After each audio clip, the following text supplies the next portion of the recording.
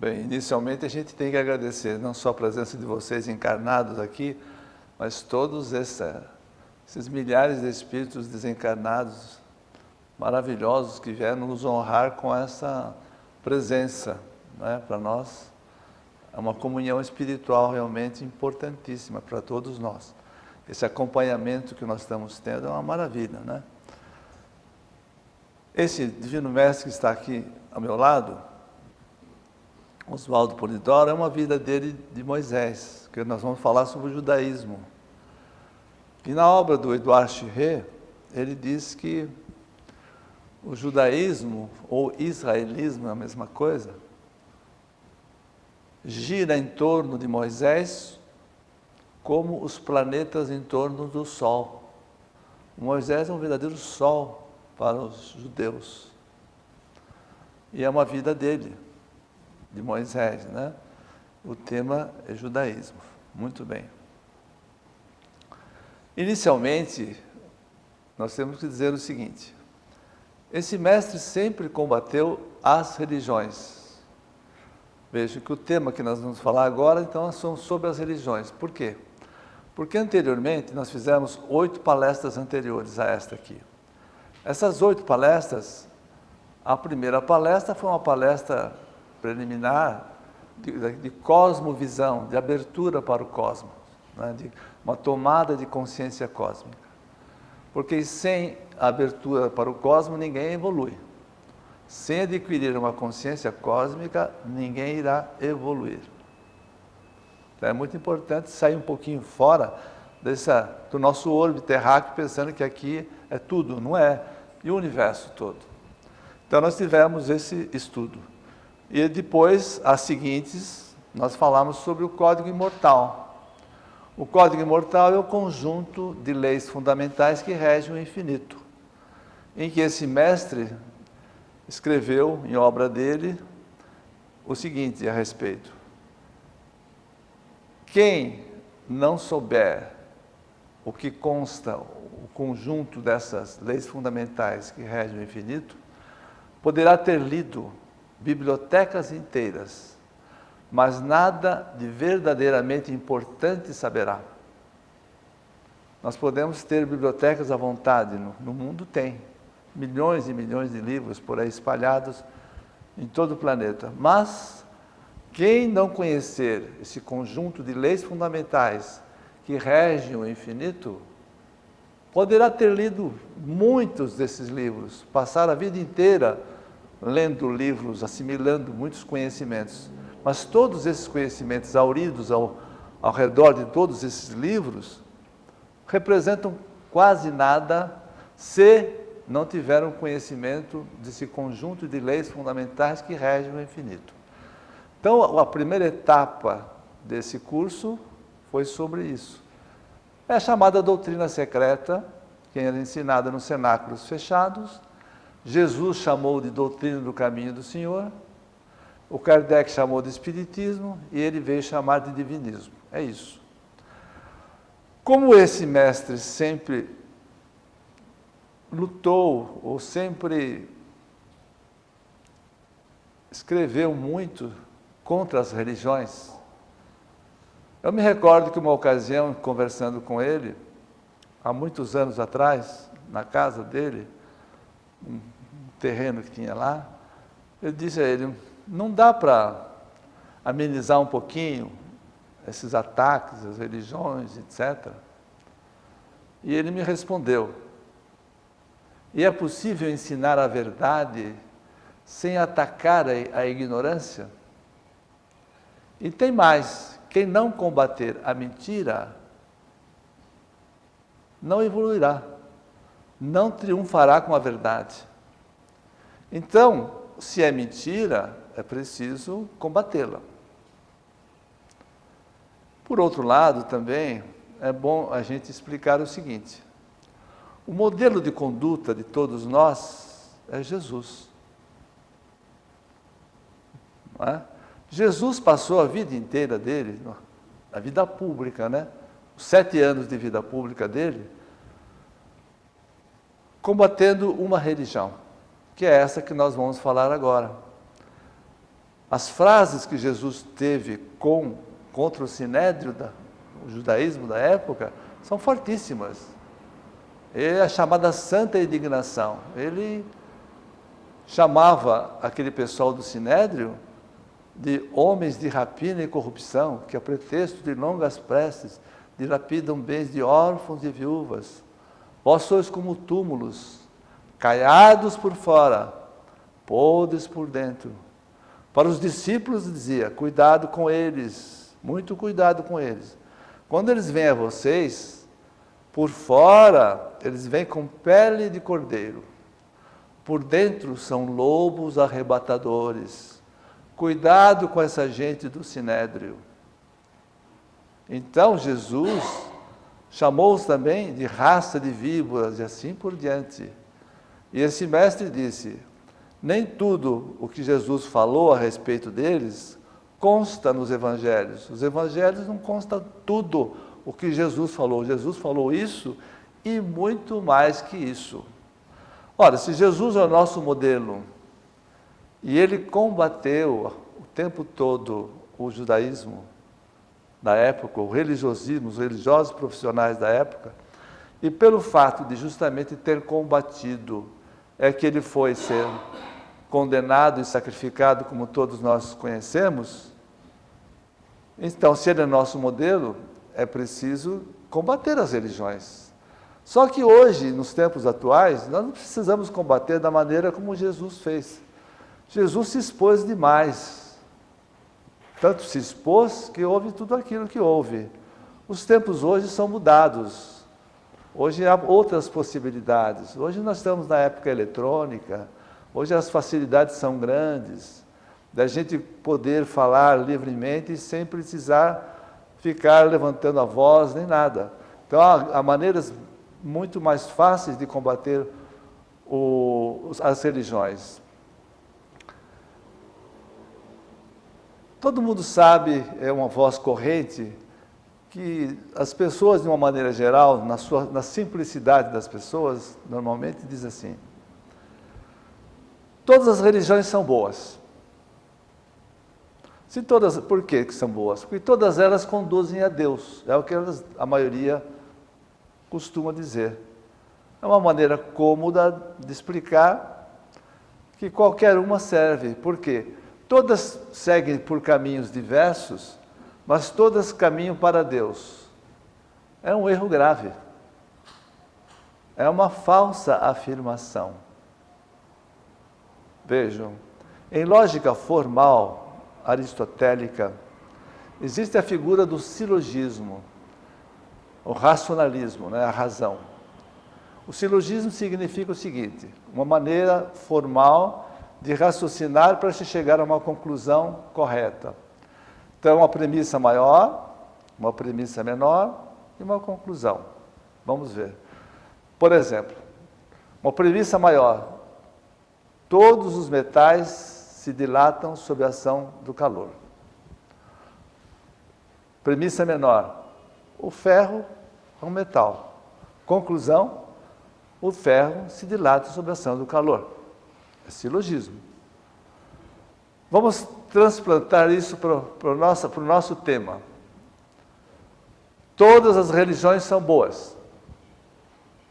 O judaísmo é uma religião, premissa menor. Premissa maior é aquela, premissa menor. Logo, o judaísmo é bom.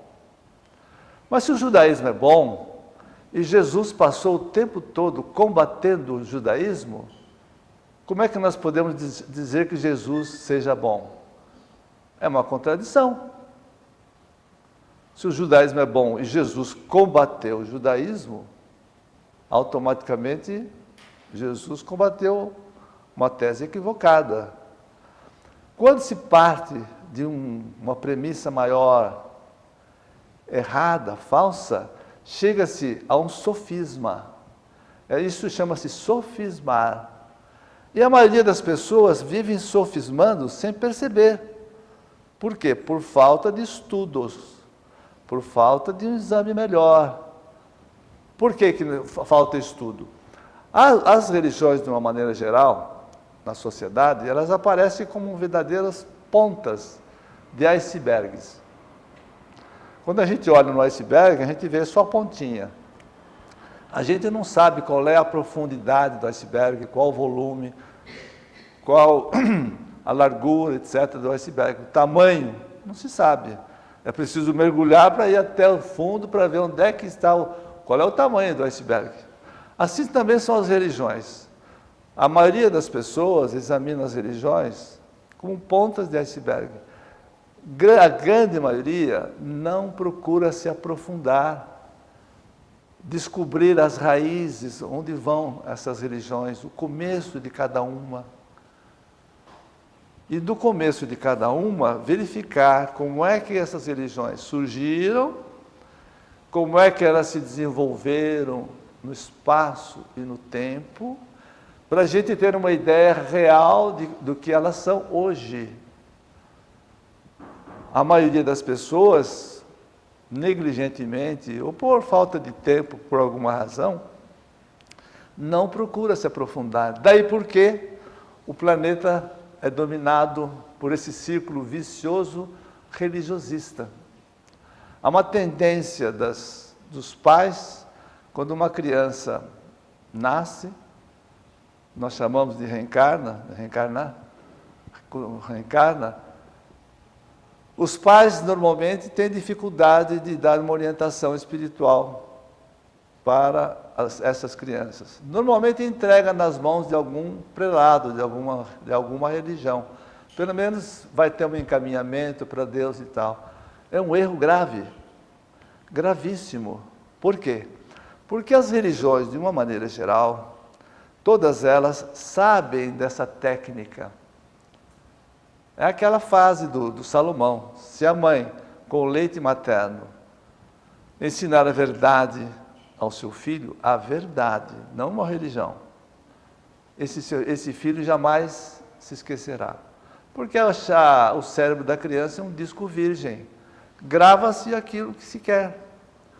Ora, se entrega nas mãos de religiosos profissionais, as crianças novinhas, cérebro virgem, eles vão iniciando aquelas crianças com batismos, com crismas e tanta coisa, vão balizando a vida das crianças de tal maneira que quando chega a adulta, já são com a lavagem cerebral prontinha. E muitos deles depois se tornam até radicais. Vejam, estudem bem essas religiões existentes atualmente. O Oriente Médio está pegando fogo. Fogo por causa do quê? Por causa de religiosismos. Quanta gente fica tão viciada nessas religiões, tão morbidamente viciadas, que não conseguem se livrar mais e lutam de todos, fazem guerras para fazer com que as religiões prossigam, vençam as demais. Então, quando Jesus disse, buscai a verdade e a verdade vos libertará, ele não quis dizer, não vá buscar uma religião qualquer, porque todas as religiões têm seus dogmas. Sendo dogmáticas, são sectárias, partidárias, bloqueiam as mentes das pessoas. É como se colocasse antolhos nas pessoas, colocam cabrestos, encapsulam as mentes.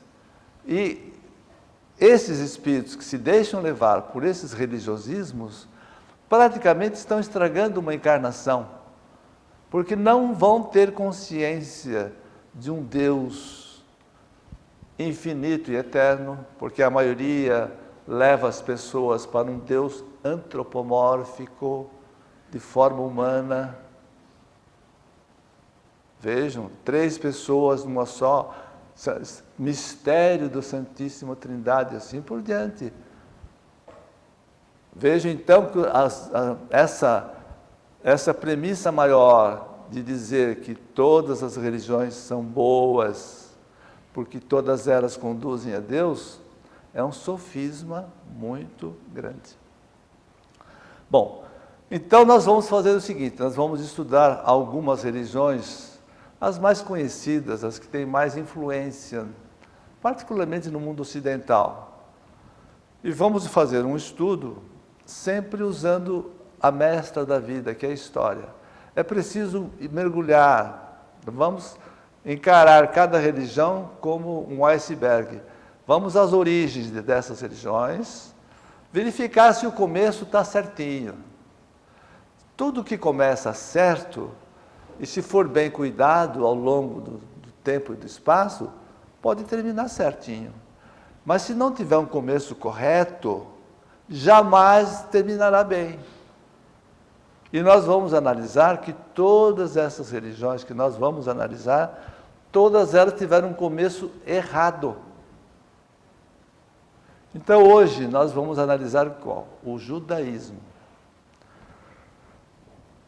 Vamos ver como é que se iniciou o judaísmo, o começo. Vamos jogar o anzol da história. Nós vamos verificar que o começo do judaísmo, historicamente falando, está na Bíblia.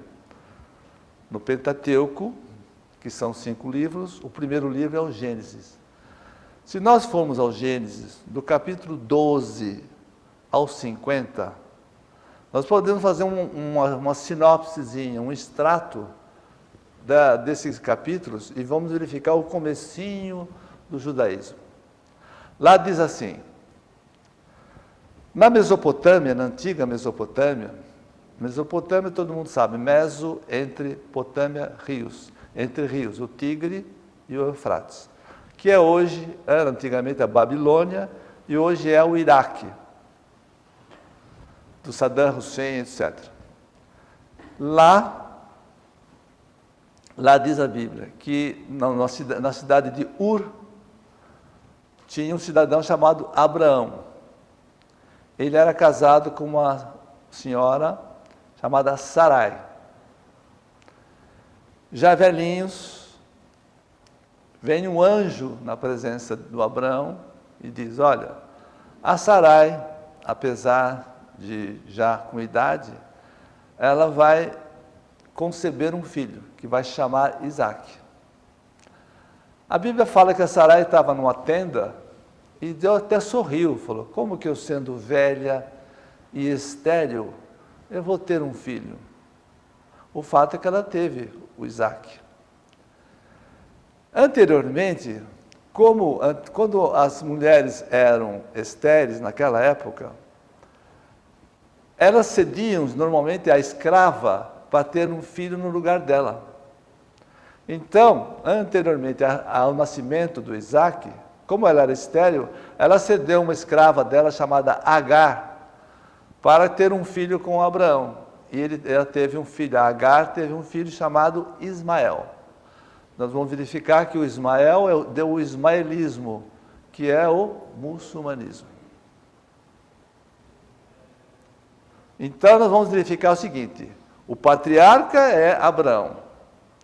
E nós vamos verificar que 2 religiões decorrentes da Sarai, que depois mudou o nome para Sara, e da escrava Agar, dali surgiram 2 matriarcas diferentes, surgiram 2 religiões diferentes e que estão se matando lá no Oriente Médio hoje.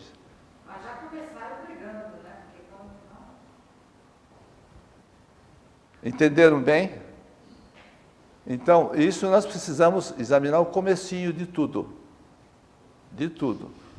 Então, vejamos. O Abraão recebe um aviso. Olha, você deve atravessar o rio, o Eufrates, vá até uma região ali chamada chamada Palestina, a Canaã. Vai até lá, vão mudar para lá. Então ele foi. Ele dispensou a escrava Agar com o filho, e a escrava Agar com o filho foi para a chamada Arábia Saudita hoje, na região uma cidade chamada Meca, e foi conviver lá com a tribo dos Coraixitas. Na próxima palestra que nós vamos fazer, nós vamos falar sobre o ismaelismo. Justamente aí nós vamos dissecar também o começo do ismaelismo. Veja o começo das 2, para entender bem isso. Então ele vai para lá, para a Palestina. Chegando lá, ele com o filho Isaac. O Isaac se casa com uma mulher chamada Rebeca. Desse casamento nasce 2 gêmeos, Esaú e Jacó. A Bíblia fala que o Esaú nasceu na frente, cheio de pelos. E o Jacó atrás, segurando o pezinho do Esaú. É lógico que a Bíblia tem muita coisinha decorrente daquilo que nós falamos, né? Já explicamos que o Moisés não escreveu isso tudo. O Moisés escreveu de uma outra maneira, mas como tudo foi destruído, nós já explicamos isso, com os escravos, com os escribas, Esdras e Neemias, é que deu tudo isso, Adão e Eva, etc. Então já é uma coisa assim um pouco complicada. Então o primogênito era Esaú, que nasceu na frente. E a mãe dos dois, a Rebeca, gostava mais do Jacó. O pai gostava mais do Esaú. Porque o Esaú era um atlético, ele era caçador, vivia caçando para o pai, etc. O pai gostava mais do primogênito. Mas a mãe queria que o Jacó fosse o primogênito. E o Esaú gostava muito de lentilhas, gostava muito. Então ela fez um prato de lentilhas, bem saboroso, disse para o Jacó: Jacó, vai até o teu irmão, vê se ele vende a primogenitura por esse prato de lentilhas, ele vai aceitar. Ele foi ao Esaú, ofereceu, e Esaú falou: tudo bem, eu não estou ligando para isso. Então ficou muito conhecido que o Esaú vendeu a sua primogenitura por um prato de lentilhas. É muito comum isso, muita gente fala sobre isso.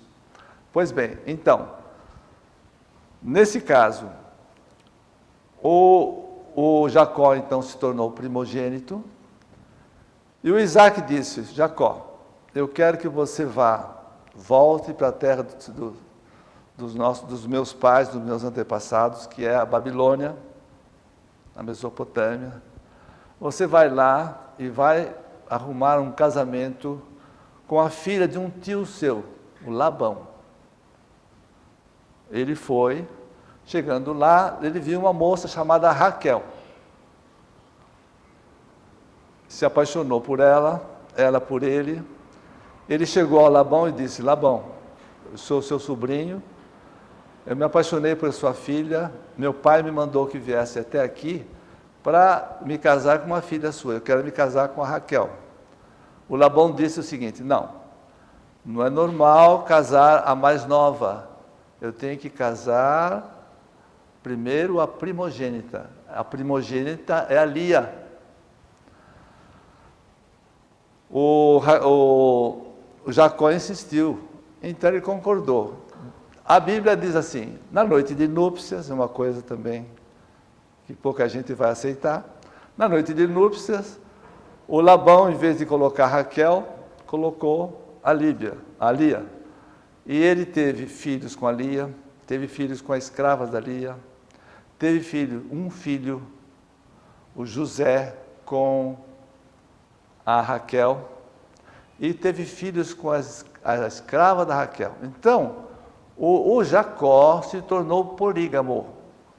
Ele teve 11 filhos, com as duas e as suas escravas. Chegou um momento que ele disse: olha, eu quero voltar, disse para o Labão, eu quero voltar para a minha terra, terra dos meus pais e tal. Então vamos separar tudo que nós temos aqui. Eles tinham lá uma porção de ovelhas e camelos e tanta coisa, separaram os patrimônios, ele voltou para Canaã, o Jacó. No caminho, quando estavam prestes a entrar na Canaã, a Raquel, que estava grávida, teve um filho, que foi chamado Benjamim. Só que do nascimento do filho, ela desencarnou.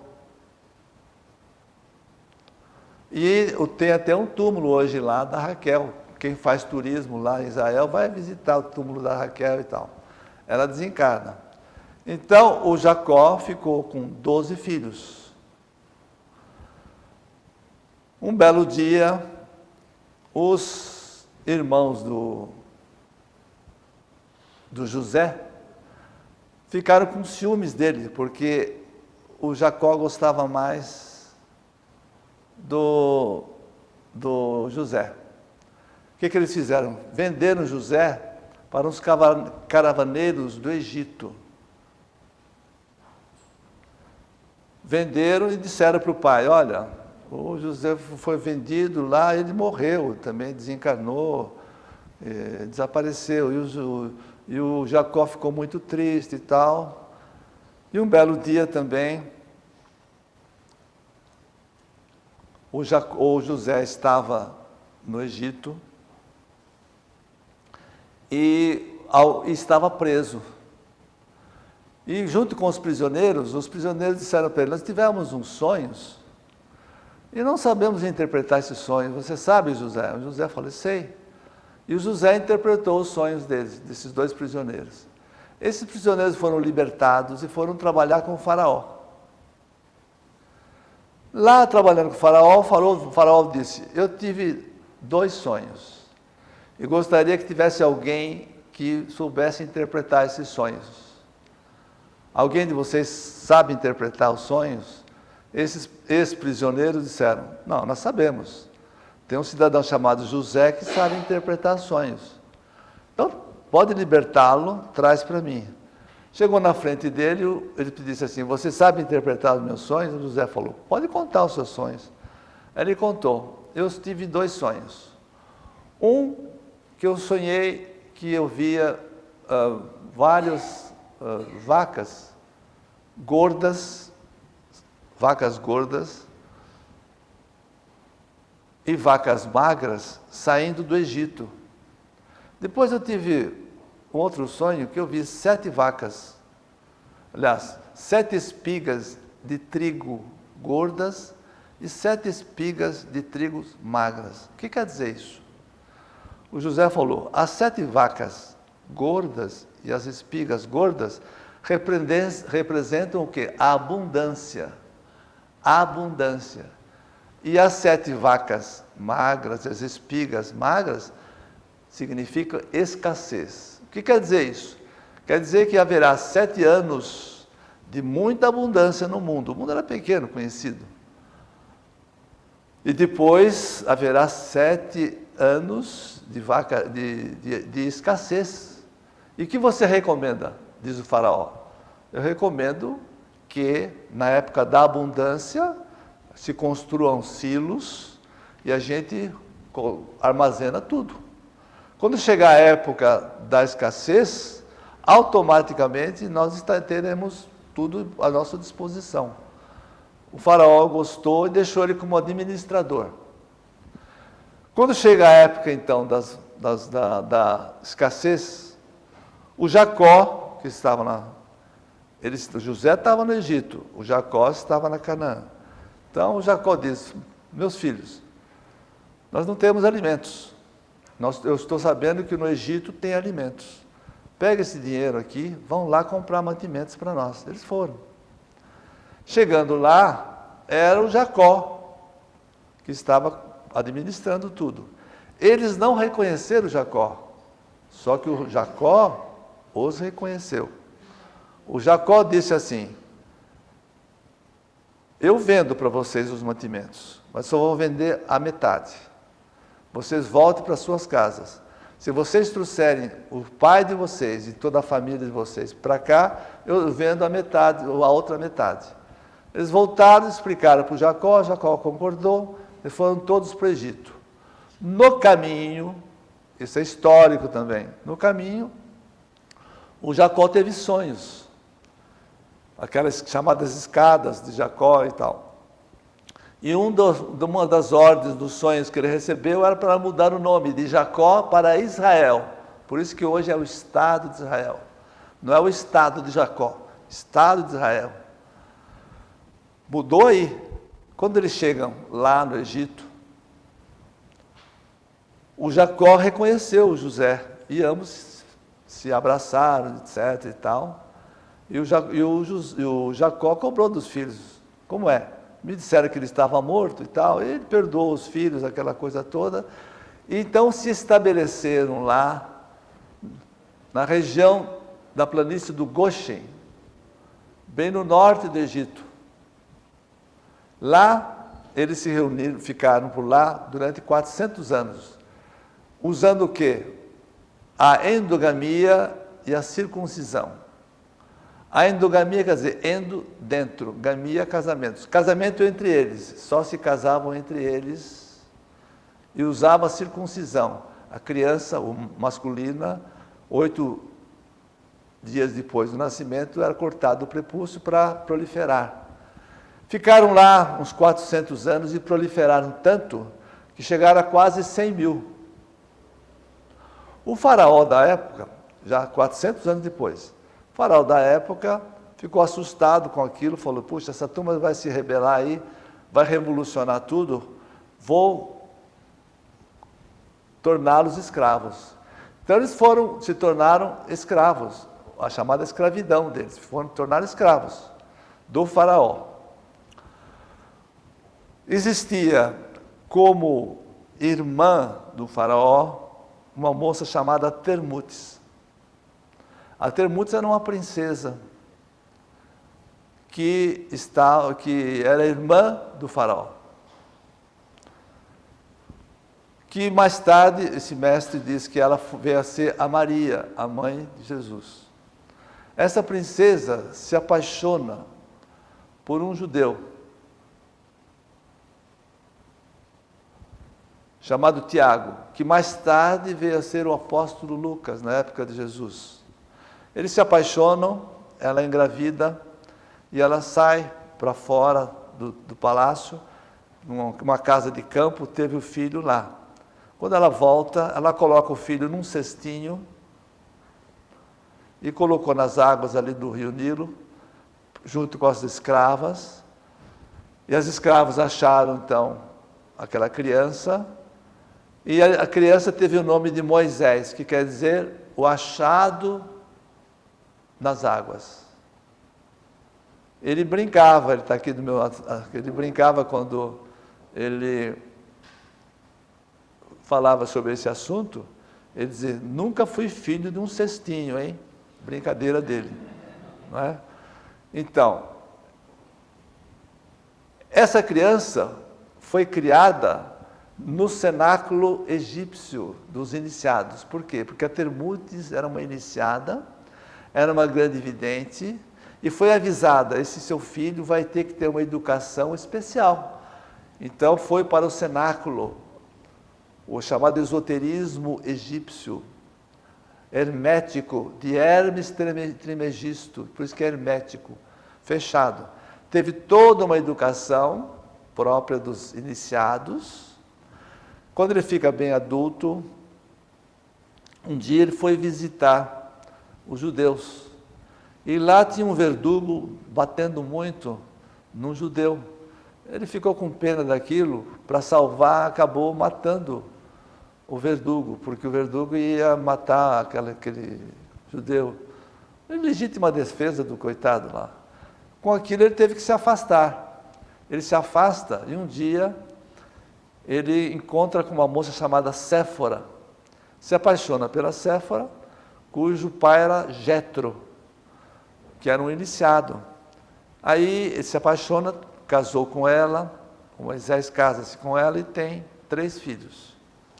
Como ele era um médium incandescente, esse mestre diz, ninguém conseguia olhar para mim quando eu era Moisés. Tal fulgor, Moisés, ninguém conseguia enxergar Moisés, porque ele era um médium incandescente, uma coisa diferente de todos, o maior médium que já apareceu no planeta. Jesus foi um médium excepcional.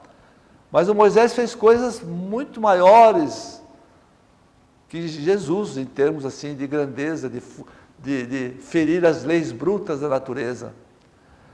E o Moisés, então, foi avisado, você vai ter que libertar o povo hebreu. Vá até o faraó e diz, olha, eu tenho que libertar esse povo hebreu e conduzi-lo, por ordem divina, pelo deserto até levar a Canaã, a terra prometida, Canaã, Palestina. O faraó disse, jamais eu vou perder esses escravos todos. Se eu for perder todos esses escravos, como é que nós vamos fazer? Aí então ele começou, com toda a mediunidade dele, a produzir uma série de fenômenos terríveis, de rãs e tanta coisa, que a Bíblia fala em pragas do Egito e tal. Chegou o rio Nilo até ficar cor de sangue e tal.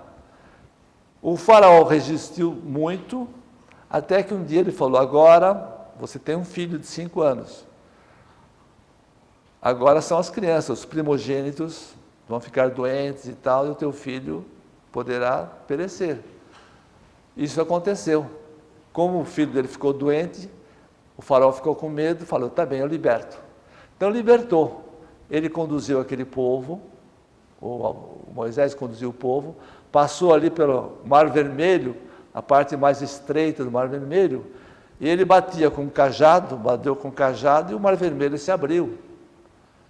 Quando eles passam, mais de 100 mil, passam, o faraó se arrepende e manda os exércitos. E aí, quando eles estão no meio do Mar Vermelho, o mar se fecha novamente, os exércitos... Isso conta a história da Bíblia, né? A Bíblia, estou resumindo aquilo que está lá na Bíblia. Do capítulo 12 ao 50. Então, aí já é o Êxodos, já não é mais o Gênesis, é o segundo livro, é o Êxodos. Então, eles passam, e durante 40 anos, o Moisés conduziu aquele povo pelo deserto. Foi uma coisa difícil, muito difícil, porque no caminho ele teve que subir nas furnas do Sinai, receber o decálogo, também ele generalizou as comunicações espirituais, como está em Números, capítulo 11, e foi muito difícil porque o povo hebreu reclamava muito. Onde nós estávamos, apesar de sermos escravos, nós tínhamos água à vontade, nós tínhamos comida à vontade, não tinha esse calor todo do deserto nessas tendas todas, não tínhamos que enfrentar guerras, porque muitos povos, por onde eles passavam, impediam a passagem. Então, o Moisés foi um misto de um grande líder espiritual, mas foi um misto de general também, porque teve que mandar muita gente passar a fio de espada. Lamentavelmente, houve muitas guerras durante essa passagem toda. Aliás, os judeus hoje acham que pode guerrear bastante, porque Moisés guerreou, a situação era outra, as circunstâncias eram outras, diferentes de hoje. Então, ele passa, e aí ele recebe um aviso. Você está faltando água para o povo. Você bata no rochedo que vai sair água. E o Moisés duvidou um pouco. Então foi dito a ele, por que você duvidou? Você não vai entrar com esse povo na Canaã. Você vai até o Monte Nebo, vai subir no Monte Nebo que você vai desencarnar lá. Antes você coloca a mão direita na cabeça do Josué, e é o Josué que vai entrar na Canaã, você não. Houve no caminho muitos fenômenos de chuvas de maná, de codornizes, aquelas coisas, aqueles fenômenos todos que Moisés produzia. No Monte Nebo, essa parte é importantíssima, essa passagem é importantíssima. No Monte Nebo ele teve umas visões. Uma das visões foi do Messias. E o Elohim irá suscitar um espírito como eu, um Cristo. E Deus irá, o Elohim, irá colocar em sua boca palavras divinas. Quem as ouvir e não seguir, serão riscados do livro da vida. Essa é uma visão, então, da vinda de Jesus, do Messias. Uma outra passagem, né? Essa é a mais importante. Ele teve aquela visão, Israel irá trair o seu Deus. Por essa razão, vai ser separado pelos 4 cantos do mundo. Essa visão de Moisés é importantíssima, que os judeus não levam muito em consideração. Porque o próprio Moisés, que eles têm como o ídolo deles, teve essa profecia, que eles iriam trair o Deus. Porque todas aquelas comunicações espirituais que haviam sido generalizadas, os judeus criaram um religiosismo, criaram altares, liturgias, sacramentos, e passaram a perseguir os profetas, Elias, Eliseu, Samuel, e aqueles todos os profetas foram perseguidos por esse clero. Por isso que Jesus mais tarde disse: vós que perseguistes e matastes os profetas que me precederam, mais um matareis, que era ele. Por todos esses crimes respondereis. Vejam, essas passagens são importantes para entender o judaísmo, senão não vai entender. Então, o Josué conduz o povo hebreu, eles se organizaram em reinados. O primeiro rei foi Saul, depois veio Davi, depois veio Salomão. O Salomão desencarna, faz aquele templo bonito, o templo de Salomão, com aquele arquiteto, o Hiram Abif, né, aquele arquiteto. E as tribos se separam, porque quando ele desencarna se enfraquece. Houve o cativeiro da Babilônia, são levados escravos para a Babilônia. Depois ficaram sob o tacão. Eu falo tacão porque é a palavra que ele usava. Quando ele fazia suas preleções, ele falava o tacão inimigo. Israel ficou sob o tacão inimigo muitas vezes. Nunca deixou de estar sob um tacão inimigo, historicamente. Porque o Ciro, rei dos persas, invade a Babilônia, leva de volta. Depois eles ficaram sob o tacão dos generais de Alexandre, depois dos sírios, tanto que eles não se dão até hoje com os sírios. Deu a revolta dos macabeus, tudo aquilo, né? E eles então, na época de Jesus, para encurtar um pouquinho, na época de Jesus, eles estavam sob o tacão de quem? Do Império Romano. Havia um triunvirato, César, Pompeu e Crasso. O Pompeu invade a Palestina e tornou a Palestina província romana. E era governador da província, na época de Jesus, Pôncio Pilatos. Com relação a Jesus, então, houve tudo aquilo que todo mundo conhece. Jesus era um essênio e lutou contra o Sinédrio, um clero organizado, porque esse Sinédrio que traiu o que Moisés falou lá atrás. Israel irá trair o seu Deus. E traiu com o Sinédrio. E o que aconteceu? Ao invés de receberem Jesus como Messias, um enviado de Deus, fizeram dele tudo o que quiseram. Morreu daquelas condições que todo mundo sabe. Depois de ser tão chicoteado, judiado, tudo aquilo. Então o grande erro de Israel foi esse, não aceitar Jesus como o Messias. Eles sempre se acharam o povo escolhido. Esse mestre falou: não, Moisés não, o Israel não é um povo escolhido, é um povo designado. Ninguém é especial perante Deus. Foi designado para uma tarefa. Qual era? Receber o Messias. Jesus como modelo. E eles receberam como? Da maneira que todos nós sabemos. Assassinaram Jesus praticamente. Então, Israel realmente traiu o seu Deus. Não entenderam a vinda de Jesus. Depois, como eles sempre se acharam o povo escolhido, eles tentaram se rebelar 2 vezes contra a Roma. Primeira vez no ano 70 da nossa era, foram derrotados. E no ano 135, se rebelaram novamente. Aquele general Tito, general dos romanos, acabou com tudo. Israel foi totalmente destruído. E tem uma passagem de Jesus, quando ele estava no Jardim das Oliveiras, em que um dos apóstolos de Jesus diz: mestre, aquele templo de Jerusalém, como ele é bonito, maravilhoso. E Jesus falou, ele é maravilhoso, mas não vai ficar pedra sobre pedra, como não ficou. Essa revolução aí, os romanos destruíram o templo de Jerusalém. Ficou só onde tem hoje as muralhas, que todo mundo conhece. O templo foi totalmente, virou pedra. Não ficou pedra sobre pedra. Aí se deu a chamada diáspora. A diáspora, quer dizer, Israel então sai, o povo sai, e se espalha para os 4 cantos do mundo.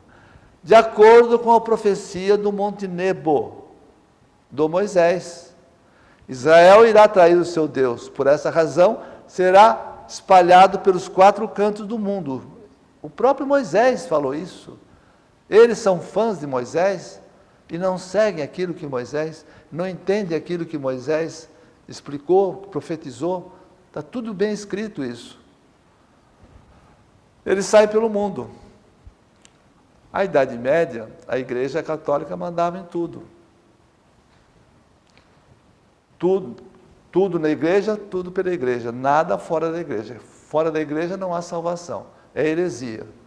Eles, para poderem se manter nas suas liturgias, etc., os seus sacramentos, usando a endogamia, casavam só entre eles, formavam guetos de judeus.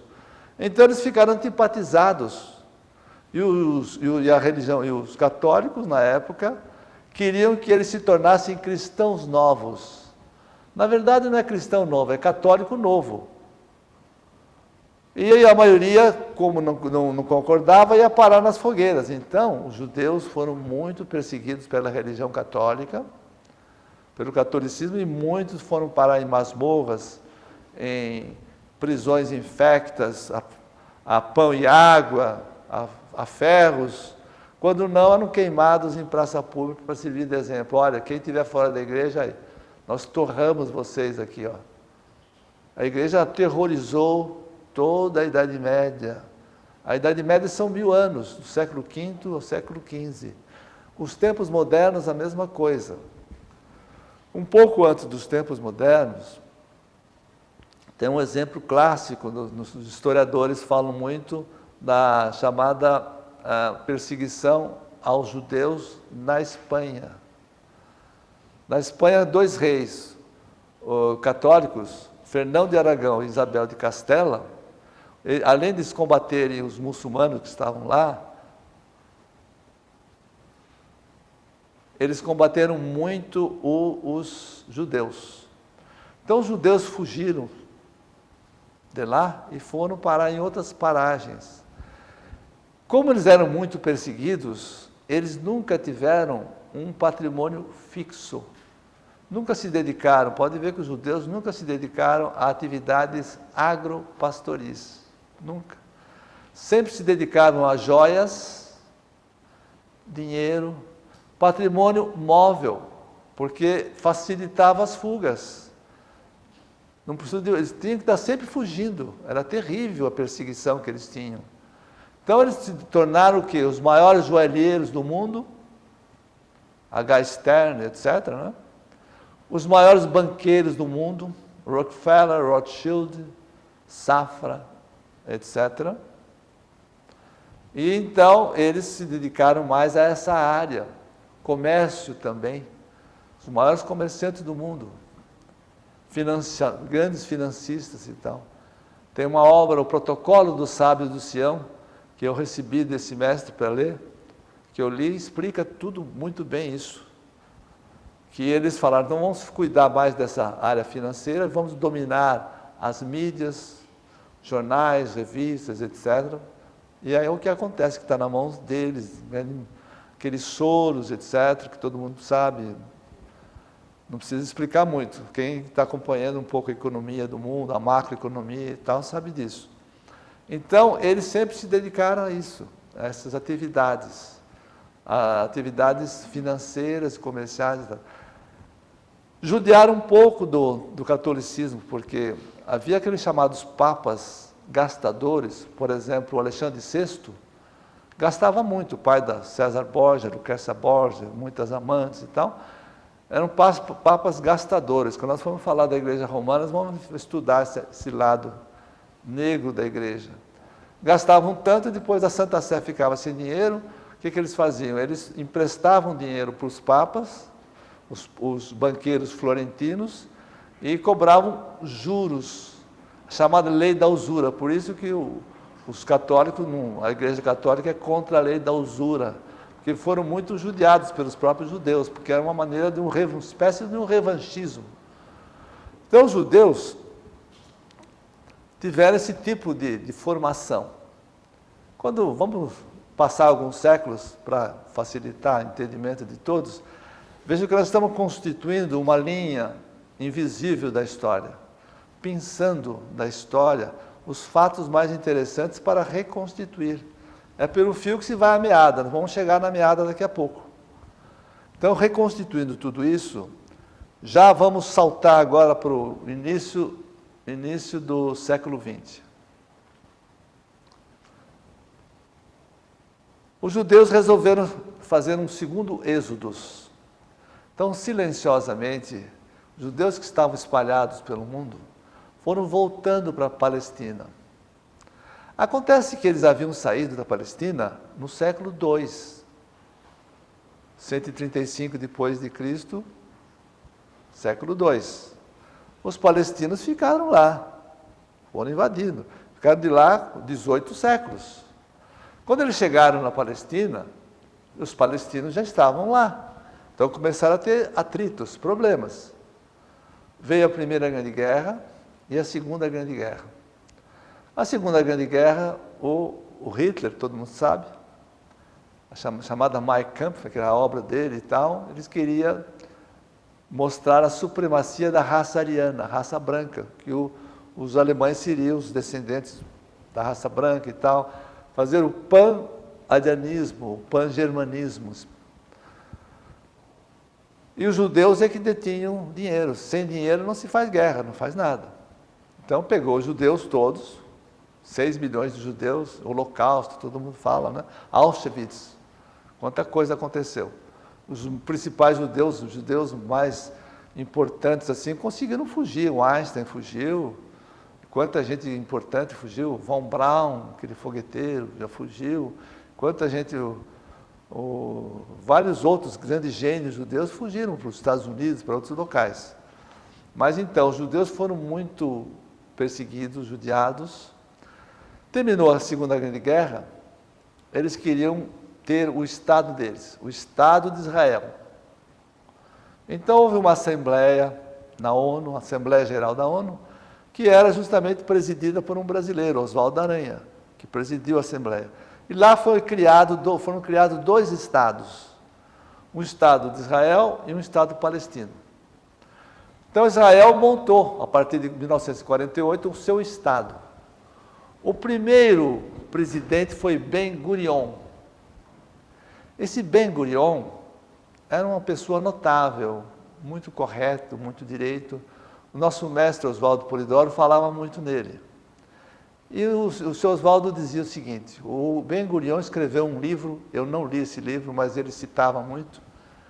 Nesse livro, o Ben-Gurion disse assim, Israel desviou-se do caminho da verdade. Da redenção de Israel dependerá a redenção da humanidade. Israel desviou-se do caminho da verdade, já com a profecia do Moisés, hein? Da redenção de Israel dependerá a redenção da humanidade. Israel precisava se redimir dos erros praticados, principalmente contra Jesus. Depois do Ben-Gurion, que ficou muitos anos, veio a Golda Meir, veio Menachem Begin, etc., né? E Israel, então, em 1967, houve aquela guerrinha interna com Moshe Dayan e Isaac Rabin, e em 6 dias eles derrotaram os palestinos, que não foram totalmente derrotados por eles. E eles expandiram um pouco, foram para as planícies de Golã, foram para a Cisjordânia, foram para a faixa de Gaza, para o Egito, etc. Ficaram ali e não querem mais devolver as terras aos palestinos. Por quê?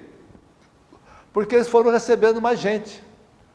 Muita gente de vários locais, judeus que estavam espalhados, foram para Israel. Israel, a sede do governo é Jerusalém, e a sede das embaixadas é Tel Aviv. E eles foram ficando lá e foram assentando. Hoje, lá em Israel, tem 7 milhões de habitantes, mais ou menos. Espalhados pelo planeta, tem 16 milhões. São 9 milhões, com mais 7, 16. Não é? Só no Brasil tem perto de 200 mil judeus. A Argentina tem mais, tem 500 mil. Nova York tem 3 milhões. Wall Street, etc., tudo na mão deles. Tanto que todo o apoio que o Estado de Israel tem é dos Estados Unidos, da fortuna, dos Rockefeller, etc. Na Inglaterra, Rothschild, e assim por diante, Safras, etc. Então, Israel não fabrica aviões nem nada, bomba atômica. Israel tem 200 mini bombas atômicas hoje. Tem um exército formidável. E está envolvida pelos muçulmanos. Não é? Faixa de Gaza, o Hezbollah de um lado, Hamas, El Fatah, a um ponto de Israel não concordar com que se instale um Estado palestino. O Estado palestino de 1948 da Assembleia Geral da ONU até hoje não foi instalado. Porque Israel não concorda.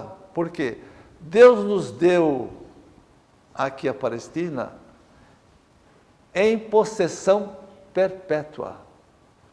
Eles acham que eles têm a posse perpétua da Palestina. Então, eles não acham que tem que devolver os terrenos conquistados naquela guerra dos 6 dias, do Moshe Dayan e do Isaac Rabin.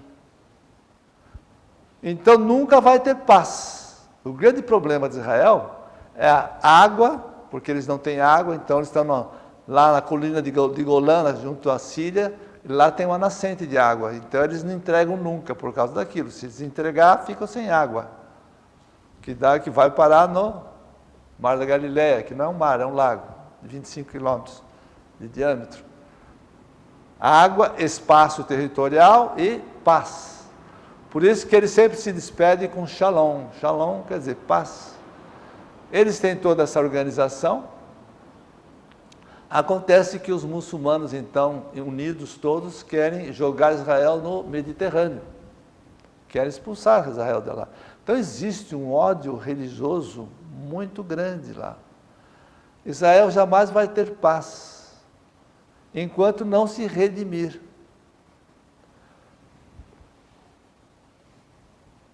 A única solução que existe para Israel é uma coisa utópica, é uma utopia, não vai jamais acontecer. Eu apenas falo isso porque acho que, teoricamente, a solução seria simples para nós, mas não vai ser assim. Porque todas as religiões têm as pessoas que são assim, não ligam muito para a religião, tem as pessoas que são moderadas, e tem as pessoas que são radicais, e tem aqueles que são ultra-radicais, ultra-ortodoxos. Quando, recentemente, alguns anos atrás, o Yasser Arafat, do El Fatah, resolveu fazer uma paz, um protocolo de paz com o Isaac Rabin, um dos heróis da Guerra dos 6 Dias, com o Clinton no meio, estava tudo certinho, os ortodoxos, ultra-ortodoxos judeus, vejam bem, um protocolo de paz. Formaram um garoto de 25 anos, foi lá e ele assassinou publicamente o Isaac Rabin, a tiros. Vejam, era um protocolo de paz. Hoje os ultra-ortodoxos o que fazem? Todas as religiões têm ultra-ortodoxos. Vejam o islamismo agora. O Estado Islâmico que eles montaram lá, a Sharia, com a Sharia, nós vamos falar isso no próximo mês, vamos falar sobre esse assunto. São ultra-ortodoxos, vejam o que eles fazem, é uma barbárie total, fazem a decapitação das pessoas, assim. Antigamente era a espada, agora é com faca. Isso todo mundo sabe, está havendo uma coligação de países agora para lutarem contra os ultra-ortodoxos islâmicos. Então, todas as religiões têm ultra-ortodoxos. A Igreja Católica também tem, o protestantismo também tem, todas as religiões têm. Daí porque a única maneira de varrer essas religiões do planeta é o Apocalipse, por essa razão. Mas então, uma solução que seria, digamos assim, totalmente inviável, seria seguir o Ben-Gurion. O Ben-Gurion diz, da redenção de Israel dependerá a redenção da humanidade. Porque Israel traiu seu Deus, realmente, como Moisés falou, desviou-se do caminho da verdade. Qual seria a solução? Muito simples. Como muitos moderados judeus aceitam. O grande problema no judaísmo estava entre essênios e sinédricos. Essênios, Jesus representando os essênios, e os sinédricos, a religião ortodoxa. Se hoje em dia, passados 2000 anos, mais de 2000 anos, eles estão esperando ainda o Messias. Para que o Messias venha, é preciso que venha um precursor. Quem é o precursor? Tem que reencarnar quem? O Elias. O precursor, como está no Velho Testamento, é o Elias, que viria num novo corpo, que já veio, que foi o João Batista, mas eles não aceitaram. Não aceitando o João Batista, eles estão esperando o Elias. Então, primeiro precisa vir o precursor, para depois vir o Messias. Muita gente dentro do judaísmo já andou se apresentando como Messias, claro. Sempre aparecem uns doidos aí, eu sou o Messias e tal, dentro deles mesmos lá.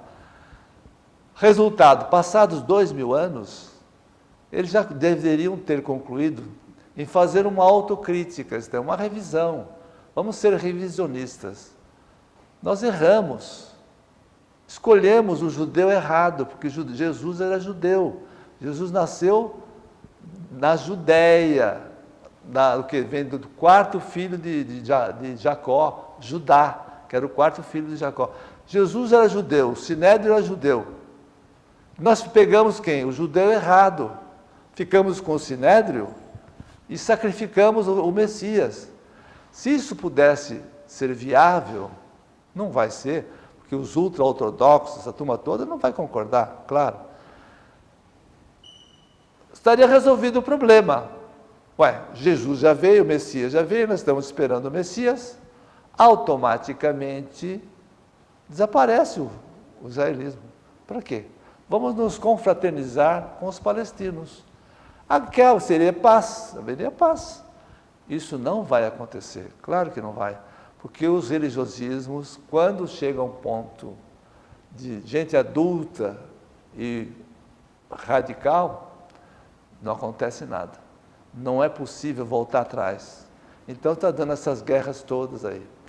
Então dizer que todas as religiões são boas é um equívoco muito grande. Por essa razão que esse mestre combate as religiões. Então hoje nós ficamos por aqui.